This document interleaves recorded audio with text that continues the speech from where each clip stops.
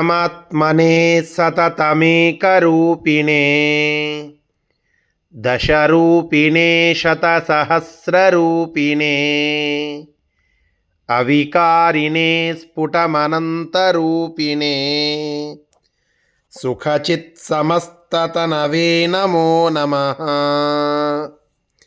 ತಪೋವಿದ್ಯಾವಿರಕ್ತ್ಯಾದಿ ಸದ್ಗುಣೌಘಾಕರಾನಹಂ ವಾದಿರಾಜಗುರುನ್ ವಂದೇ ಹಯಗ್ರೀವದಯಾಶ್ರಯಾನ್.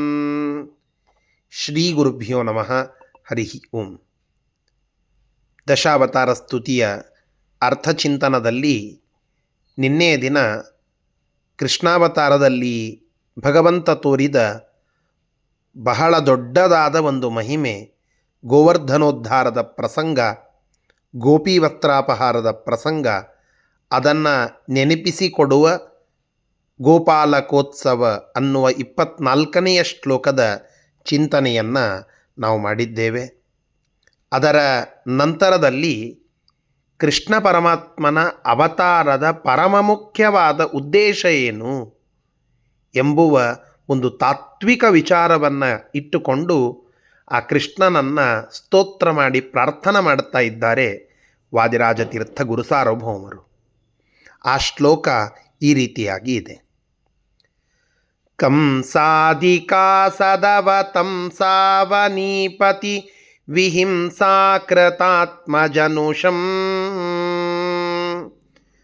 ಸಂಸಾರಭೂತಮಿಹ ಸಂಸಾರಬದ್ಧ ಮನಸಂಸ್ವಾರಚಿತ್ಸುಖತನುಂ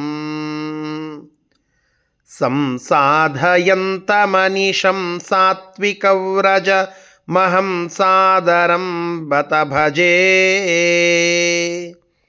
ಹಂಸಾದಿತಾಪಸರಿರಂ ಸಾಸ್ಪದಂ ಪರಮ ಹಂಸಾದಿವಂದ್ಯಚರಣಂ. ಇಡೀಯಾದ ದಶಾವತಾರ ಸ್ತುತಿಯ ಅಶ್ವಧಾಟಿಯ ಕಾವ್ಯ ಅದೇ ಒಂದು ಮಾಸ್ಟರ್ ಪೀಸ್.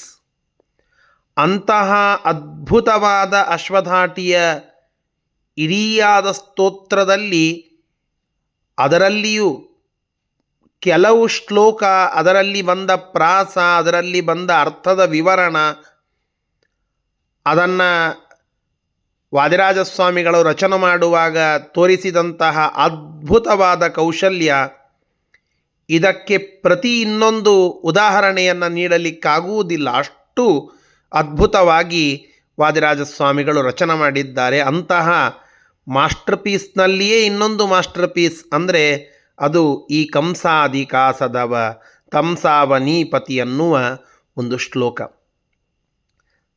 ನೀವೆಲ್ಲ ಎರಡನೆಯ ಒಂದು ಲೈನನ್ನು ಗಮನಿಸಿದರೆ ವಾದಿರಾಜಸ್ವಾಮಿಗಳ ಶಬ್ದ ವೊಕ್ಯಾಬ್ಯುಲರಿ ಅಂತ ನಾವು ಕರಿತೇವಲ್ಲ, ಶಬ್ದ ಸಂಪತ್ತು ಅದು ಎಷ್ಟು ಗಟ್ಟಿಯಾಗಿದೆ ಅಂತನ್ನೋದು ಗೊತ್ತಾಗ್ತದೆ. ಸಂಸಾರಭೂತಮಿಹ ಸಂಸಾರಬದ್ಧ ಮನ ಸಂಸಾರ ಚಿತ್ಸುಖತನುಂ. ಸಂಸಾರ ಸಂಸಾರ ಸಂಸಾರ ಮೂರು ಬಾರಿ ಈ ಸಂಸಾರ ಅನ್ನುವ ಶಬ್ದವೇ ಬರುವಂತೆ ಅಲ್ಲಿ ಆ ಒಂದು ಲೈನನ್ನು ರಚನೆ ಮಾಡಿದ್ದು ಅದು ವಾದಿರಾಜಸ್ವಾಮಿಗಳ ಶ್ರೇಷ್ಠ ತರಗತಿಯ ಕಾವ್ಯ ರಚನಾ ಕೌಶಲ್ಯಕ್ಕೆ ಹಿಡಿದ ಕೈಗನ್ನಡಿ ಅಂತ ನಾವು ತಿಳಿದುಕೊಳ್ಳಬೇಕು. ಇಂತಹ ಈ ಶ್ಲೋಕದಲ್ಲಿ ಕೇವಲ ಶಬ್ದ ಸೌಂದರ್ಯವಷ್ಟೇ ಅಲ್ಲ, ಅದು ಅರ್ಥ ಸೌಂದರ್ಯವನ್ನು ಉಳ್ಳದ್ದು ಅಂತ ನಾವು ತಿಳಿದುಕೊಳ್ಳಬೇಕು. ಕಂಸ ಮೊದಲಾದಂತಹ ಎಲ್ಲ ದುಷ್ಟರಾಜರ ಸಂಹಾರ ಮಾಡುವುದೇ ಭಗವಂತನ ಪರಮ ಮುಖ್ಯವಾದ ಅವತಾರದ ಉದ್ದೇಶ. ಯಾರ್ಯಾರು ಜಗತ್ತಿನೊಳಗ ದುಷ್ಟರು ಅಂತ ಇದ್ರೋ ಅವರೆಲ್ಲರ ಸಂಹಾರವನ್ನು ಮಾಡಿ ಭೂದೇವಿ ಅವಳಿಗೆ ಆದಂತಹ ಭಾರ, ಆ ಭೂಭಾರವನ್ನು ಕಡಿಮೆ ಮಾಡುವುದು, ಅದು ಪರಮಾತ್ಮನ ಅವತಾರದ ಪರಮ ಮುಖ್ಯ ಉದ್ದೇಶ. ತಮಗೆಲ್ಲ ಗೊತ್ತಿದೆ, ಭೂದೇವಿ ಪತಿನಿಂದಕರನ್ನು ಮೈಮೇಲೆ ಹೊತ್ತು ಆ ಭಾರವನ್ನು ತಾಳಿಕೊಳ್ಳಲಿಕ್ಕಾಗದೆ ಆಕಳದ ರೂಪವನ್ನು ತೆಗೆದುಕೊಂಡು ಬ್ರಹ್ಮದೇವರನ್ನು ಮುಂದೆ ಮಾಡಿಕೊಂಡು ಎಲ್ಲ ದೇವತೆಗಳನ್ನು ಕೂಡಿಕೊಂಡು ತನ್ನ ಅಳಲನ್ನು ಭಗವಂತನಿಗೆ ಮುಟ್ಟಿಸಿದಾಗ ಆ ಪರಮಾತ್ಮ ಅಲ್ಲಿ ಅವತಾರವನ್ನು ಮಾಡಿ ಕೃಷ್ಣನಾಗಿ ಬಂದು ಭೂಭಾರ ಹರಣವನ್ನು ಮಾಡುತ್ತಾನೆ ಅಂತ ಹೇಳಿ. ಭೂಮಿಗೆ ಇಷ್ಟು ಜನ ಇದ್ದಾಗ ಒಂದಿಷ್ಟು ಜನ ಆ ರಾಕ್ಷಸರು, ಒಂದಿಷ್ಟು ಜನ ದುಷ್ಟ ರಾಜರುಗಳು ಅವರು ಭಾರರಾಗ್ತಾರ? ವೇಟ್ನಿಂದ ಭಾರರಾಗಲಿಕ್ಕಿಲ್ಲ. ಆದರೆ ಪತಿವ್ರತಾನಾಂ ಅಪರಃ ಕ್ವಭಾರಃ ಅಂತ ವಾದಿರಾಜಸ್ವಾಮಿಗಳೇ ರುಕ್ಮಿಣೀಶ ವಿಜಯದಲ್ಲಿ ತಿಳಿಸಿದಂತೆ, ಪತಿವ್ರತಾ ಸ್ತ್ರೀಯರಿಗೆ ಪತಿನಿಂದಕರಿಗಿಂತ ದೊಡ್ಡದಾದ ಭಾರ ಮತ್ತೊಂದು ಯಾರು? ಅಂತಹ ಪತಿನಿಂದಕರಾದ, ಭಗವನ್ನಿಂದಕರಾದ ದುಷ್ಟರಾಜರ ಸಂಹಾರಕ್ಕಾಗಿ ಅವಳು ತನ್ನ ಅಳಲನ್ನು ತೋಡಿಕೊಂಡಾಗ ಕೃಷ್ಣ ಅದಕ್ಕೆ ಸ್ಪಂದಿಸಿ ಅವತಾರವನ್ನು ಮಾಡುವಂತಹದ್ದು.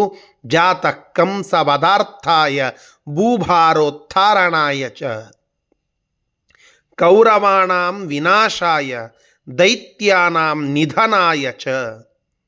ಇದೇ ಪರಮಾತ್ಮನ ಕೃಷ್ಣಾವತಾರದ ಹಿನ್ನೆಲೆ.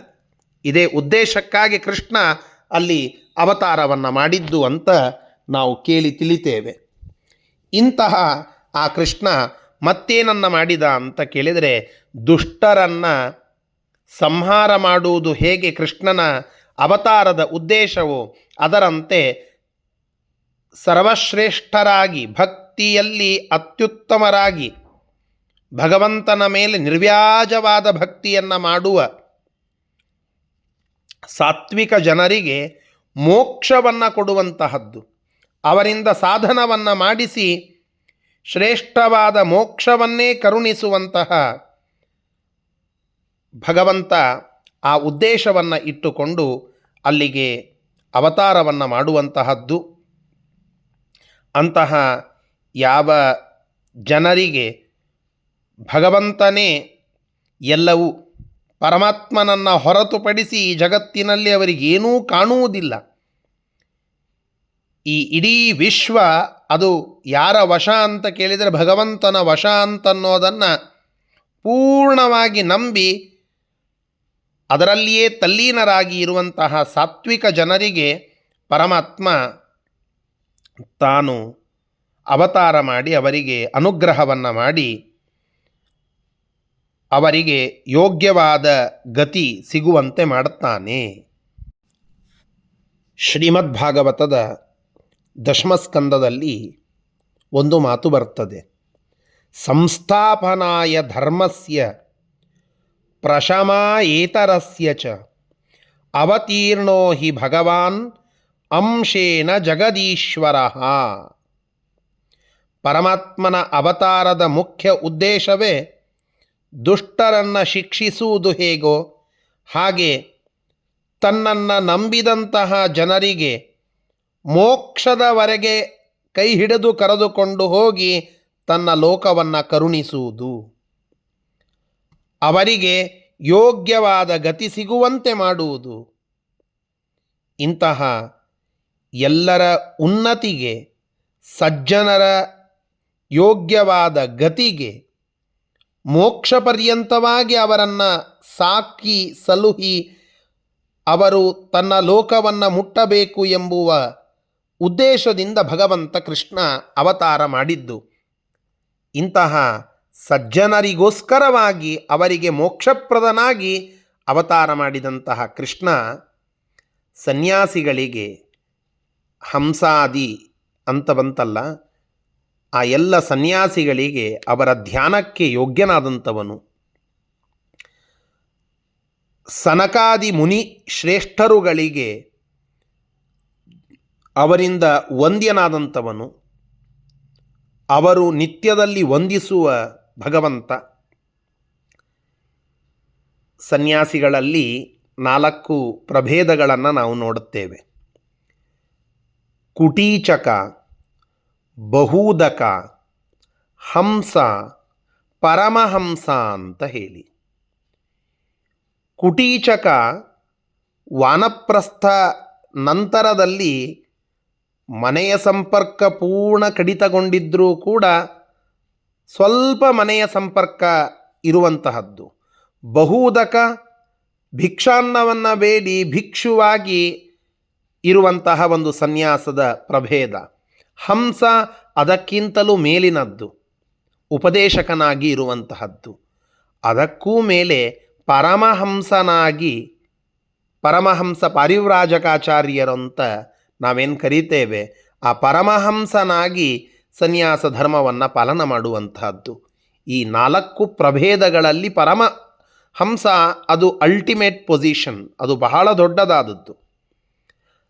ಉಳಿದ 3 ಪೊಸಿಷನ್ಗಳಲ್ಲಿ ಕುಟೀಚಕ, ಬಹುದಕ, ಹಂಸ ಮೊದಲಾದ ಸನ್ಯಾಸಿಗಳಿಗೆ ಅವರ ಧ್ಯಾನದಲ್ಲಿ ಕಾಣಿಸಿಕೊಳ್ಳುವ, ಅವರಿಂದ ಧ್ಯೇಯನಾದ ಕೃಷ್ಣ ಪರಮಹಂಸರಾದಂತಹ, ಅಂದರೆ ಪರಮ ಪರಿಶುದ್ಧವಾದ ಸನ್ಯಾಸ ಧರ್ಮವನ್ನು ಪಾಲನ ಮಾಡುವ ಸನಕಾದಿಗಳ ಅವರಿಂದ ನಿತ್ಯವೂ ವಂದ್ಯನಾಗುವಂತಹ ಬ್ರಹ್ಮದೇವರ ಮಕ್ಕಳಾಗಿ ಅಲ್ಲಿ ಸನಕ ಮೊದಲಾದಂತಹ ಮುನಿಗಳು ಹುಟ್ಟಿ ಬರ್ತಾರೆ ಅಂತ ಭಾಗವತದ 2ನೆಯ ಸ್ಕಂದ ನಮಗೆ ತಿಳಿಸಿ ಹೇಳುತ್ತದೆ. ಆ ಸನಕಾದಿ ಋಷಿಗಳು ಬ್ರಹ್ಮಚರ್ಯವನ್ನು ಪಾಲನ ಮಾಡಿದರು. ಬ್ರಹ್ಮದೇವರು ಪ್ರಜಾ ಉತ್ಪತ್ತಿಯನ್ನು ಮಾಡುವಂತ ಹೇಳಿದಾಗಲೂ ಕೂಡ ನಾವು ಕೇವಲ ಪರಮಾತ್ಮನಲ್ಲಿ ಮನಸ್ಸನ್ನು ಇಟ್ಟವರಾಗಿ ಪರಿಶುದ್ಧವಾದ ಸನ್ಯಾಸವನ್ನು ಪಾಲನ ಮಾಡುತ್ತೇವೆ ಅಂತ ಹೇಳಿ ಅತ್ಯಂತ ಶುದ್ಧವಾದ ಸನ್ಯಾಸವನ್ನೇ ಪಾಲನ ಮಾಡಿದಂತಹ ಆ ಪರಮಹಂಸರಾದ ಸನಕಾದಿ ಮುನಿಗಳಿಂದ ವಂದ್ಯವಾದ ಪಾದವನ್ನು ಉಳ್ಳ ಆ ಕೃಷ್ಣ, ಅವನನ್ನು ನಾನು ಒಂಚೂರೂ ಬಿಡದೆ ಭಕ್ತಿಯಿಂದ ಮನಸ್ಸು ತುಂಬಿ ಆ ಭಗವಂತನನ್ನು ಭಜಿಸ್ತೇನೆ, ಯಜಿಸ್ತೇನೆ, ಧ್ಯಾನ ಮಾಡುತ್ತೇನೆ, ಸ್ತೋತ್ರ ಮಾಡುತ್ತೇನೆ, ಸೇವೆ ಮಾಡುತ್ತೇನೆ. ಇಂತಹ ಆ ಕೃಷ್ಣಾವತಾರದ ವರ್ಣನೆಯನ್ನು ಇಲ್ಲಿ ಹೇಳುತ್ತಾ, ಈ ಭೂಲೋಕದಲ್ಲಿ ಕಂಸಾದಿ ಕಾಸದವ ತಂಸಾವನೀಪತಿ,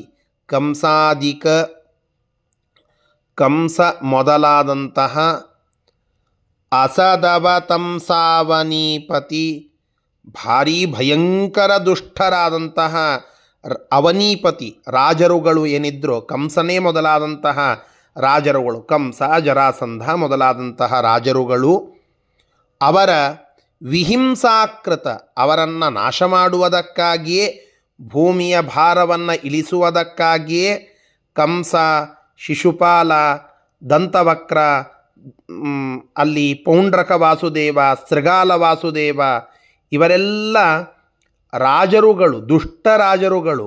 ಆ ದುಷ್ಟರಾಜರುಗಳ ಸಂಹಾರಕ್ಕಾಗಿಯೇ ತಾನು ಆತ್ಮಜನುಷಂ, ಕೃತ ಆತ್ಮಜನುಷಂ, ವಿಹಿಂಸೆಯನ್ನು ಅಂದರೆ ಅವರ ನಾಶವನ್ನು ಮಾಡುವುದಕ್ಕಾಗಿಯೇ ತನ್ನದೇ ಆದ ಕೃಷ್ಣಾವತಾರವನ್ನು ತೆಗೆದುಕೊಂಡಿರುವ ಹೇ ಕೃಷ್ಣನೇ, ಸಂಸಾರಭೂತಂ ಸಂಸಾರಬದ್ಧಮನಸಂ ಸಾತ್ವಿಕವ್ರಜಂ, ಸಂಸಾರಭೂತಂ, ಇದು ತುಂಬ ಸುಂದರವಾದಂತಹ ಶಬ್ದ ಪ್ರಯೋಗ. ಸಂಸಾರಭೂತಂ, ಸಮ್ಯಕ್, ಸಾರಭೂತಂ ಸರ್ವೋತ್ತಮಂ, ಚೆನ್ನಾಗಿ ಭಕ್ತ್ಯುತ್ತಮರಾದಂತಹ, ಭಕ್ತಿಯಲ್ಲಿ ಉತ್ತಮರಾದಂತಹ, ಸರ್ವಶ್ರೇಷ್ಠರೂ ಆದಂತಹ, ಸಂಸಾರ, ಸಾರ ಅಂತಂದರೆ ಭಕ್ತರು ಅಂತ ತೆಗೆದುಕೊಂಡಾಗ ಸಂಸಾರ, ಸಂಸಾರದಲ್ಲಿ ಸಮ್ಯಕ್ ಆದ ಶ್ರೇಷ್ಠರಲ್ಲಿಯೇ ಅತಿ ಶ್ರೇಷ್ಠರಾದ ಭಕ್ತ ಜನರು.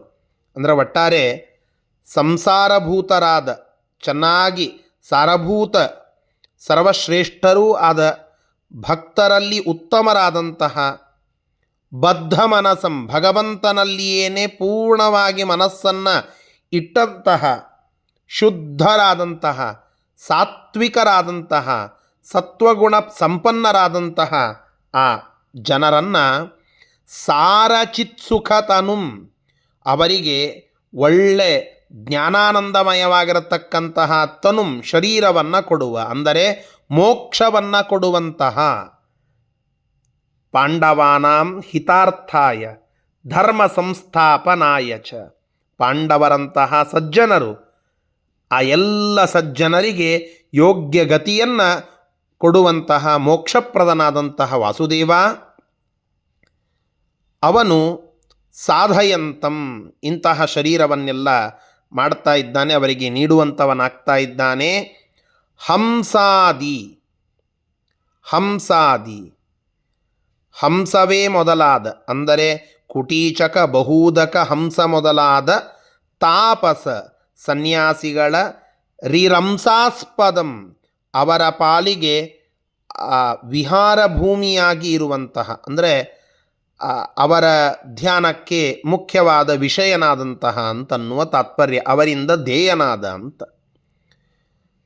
ಪರಮಹಂಸಾದಿ ವಂದ್ಯಚರಣಂ, ಸನಕಾದಿ ಋಷಿಗಳಿಂದ ಪೂಜನೀಯವಾದ ಪಾದವನ್ನು ಉಳ್ಳಂತಹ, ವಂದಿಸಲ್ಪಟ್ಟ ಪಾದವನ್ನು ಉಳ್ಳಂತಹ ಆ ಕೃಷ್ಣನನ್ನು ಅಹಂ ಅನಿಶಂ ಸಾದರಂ ಭಜೆ, ನಾನು ಸತತವಾಗಿ, ಅನಿಶ ಒಂಚೂರು ಬಿಡದೆ, ಸಾದರಂ ಆದರಪೂರ್ವಕವಾಗಿ, ಭಜೆ ಭಜಿಸುತ್ತೇನೆ.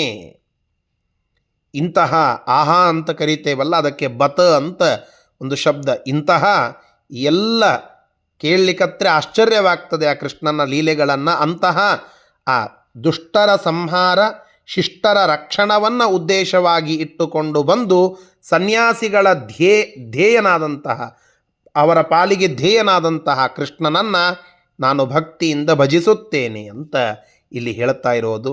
ನಾವು ಕೂಡ ಕೃಷ್ಣನನ್ನು ಈ ರೀತಿಯಾಗಿ ಭಜಿಸಿ ಅವನನ್ನು ಪಡೆಯುವ ಪ್ರಯತ್ನದಲ್ಲಿ ಸಾಧನಗಳನ್ನು ಮಾಡಿಕೊಳ್ಳೋಣ ಅಂತ ಹೇಳುತ್ತಾ ಇಲ್ಲಿಗೆ ಈ ಶ್ಲೋಕದ ಚಿಂತನವನ್ನು ಮುಗಿಸ್ತೇನೆ. ಶ್ರೀಕೃಷ್ಣಾರ್ಪಣಮಸ್ತು. ಹರಯೇ ನಮಃ.